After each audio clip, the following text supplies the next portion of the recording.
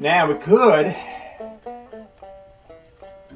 put the headers on it and then go ahead and fire it up. Yeah, that'd be fun. And I guess if we're going to do that, it wouldn't hurt to have a valve cover on there. I kind of want to let this gasket here sort of dry. Oh, I forgot I had that chain sitting on front of it. Duh.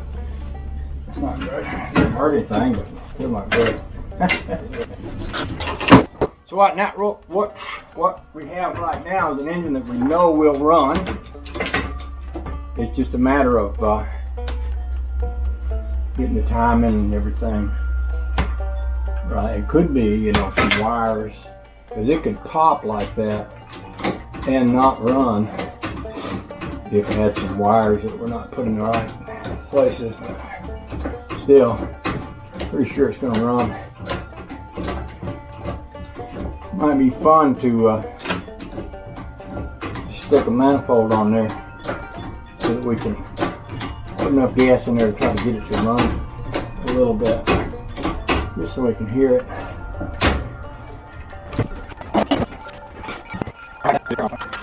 Maybe just put about 2 screws in it. I'm probably a little silly. My dad used to tell me not to crank an engine without the exhaust manifolds on it because you'd warp a valve that way. I asked Mr. Heavy Chevy what he thought about that, and he said, yeah, probably, but you can idle it. You can run it a little bit. You don't want to run it, get it really hot, but you probably won't hurt it if you run it a little bit. So I'm thinking, okay, put the manifolds on there, run it a little bit. Not a lot. See what you think. So I am going to put these on backwards. That way they'll look funny, but there's no reason why they wouldn't work backwards as well as they work frontwards, you know. Just blow the stuff up in the air instead of down to the ground. I'm only going to put about 2 screws in each side. Oh, and the other thing I could do is, you know, if I decide I want to run it more, I can put a gas line, a real gas line on it, instead of just pouring gas down the carburetor. And now that I've heard it fire, I'd like to hear it run in such a way that I can tell that if you've got wires that are crossed, you'll get fire, but it won't run. It'll just backfire and pop and stuff like that. So in order to kind of assure myself that I got all the right wires hooked to all the right spark plugs, it'd be kind of nice to run it, oh, just enough to hear that sound. Oh, the joy. Yeah, they ain't hardly nothing much funner than messing around with a hot rod. I don't know how many of y'all followed Dan Resto Dan out in Texas, but he's got an old Corvette that he's had sitting out behind his house for a long time.